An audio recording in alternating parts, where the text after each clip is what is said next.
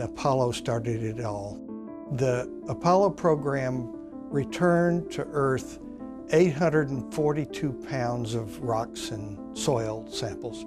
And that really revolutionized how we saw planetary exploration.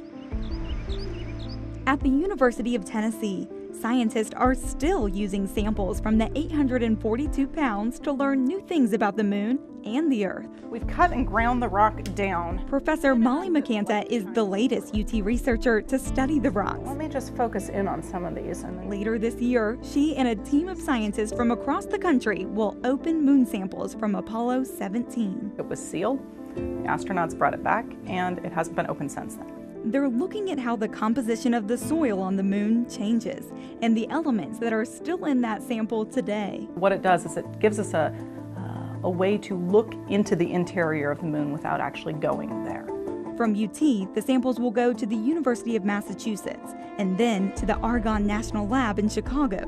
Researchers plan to work closely together to make sure the samples stay as untouched as possible before moving on to the next team. It is amazing that these rocks were collected so long ago, and we can still wring brand new, unheard of data out of them. And hopefully, this also is a good way to remind everyone that we can move on, that we can go back to the moon.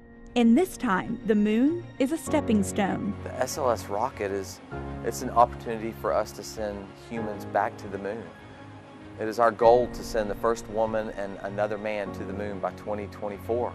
And I get to be a part of that. We call it a dry base structure. Patrick Hull is an Oak Ridge native and structural engineer at NASA's Marshall Space Flight Center. This could be the highlight of my entire career at NASA, is being a part of something this big. Right now, he's working on the SLS rocket. NASA says it will be the most powerful one in the world. Humans will have the opportunity to go deeper into space than ever before on this rocket. The program is underway now. NASA says it hopes to launch the first of 3 flights next year. The first flight is a test. The second will have astronauts on board and will get close to the moon. The third flight in 2024 will land astronauts on the moon once again. Well, in the same flavor as Kennedy challenged NASA to put boots on the moon by the end of the 1960s, Vice President Pence has challenged us to do that by 2024. America will lead mankind to the stars once again. We are accepting that challenge, and it is tough, and we are going to work very hard to get there. After the moon, the next goal is a mission to Mars. Technology designed at Y-12 National Security Complex could make that possible. When you go to certain parts of the solar system, I mean the dark side of the moon, you start going to Mars, you don't have solar in those areas, so you have to have another power source. That power source is Krusty, a nickname for the kilopower reactor using Stirling technology. Researchers in Oak Ridge say it opens up a whole new level of space exploration. There are missions that, especially outer solar system missions, that are absolutely not possible without a Krusty type technology. It could provide an amount of power to basically run the systems that are needed at a space colony.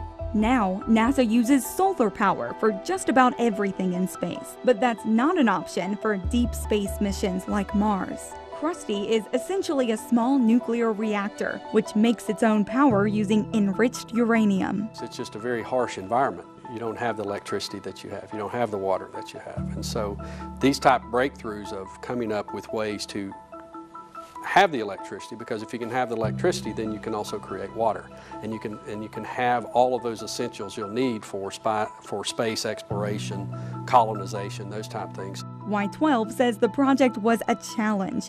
It had a tight deadline and a small budget. If we failed in this demonstration, and on our part, it could scrap the entire that portion of the space reactor program. Now, as NASA looks to the future, it continues to draw on its past, returning to the expertise in East Tennessee to help carry humans back to the place responsible for one of the most celebrated moments in recent history. 32 minutes past the hour, liftoff on Apollo 11. We knew that we were going to land on the moon, and as kids, we would stare up and get out on the street at night and play underneath the street lights and look up at the moon and said, man's going to land on the moon. Tranquility Base here. The Eagle has landed. These are things that just decades before people thought of as science fiction. You know, it was just a thrilling thing to be a part of. I still think about it. It's one small step for man. Holy cow, we're on the moon. One giant leap for mankind. We were all one group enjoying this historic moment. Be a part of the most powerful rocket in the world, and I'm putting my fingerprints on it. This job is really a dream come true. And Apollo started it all.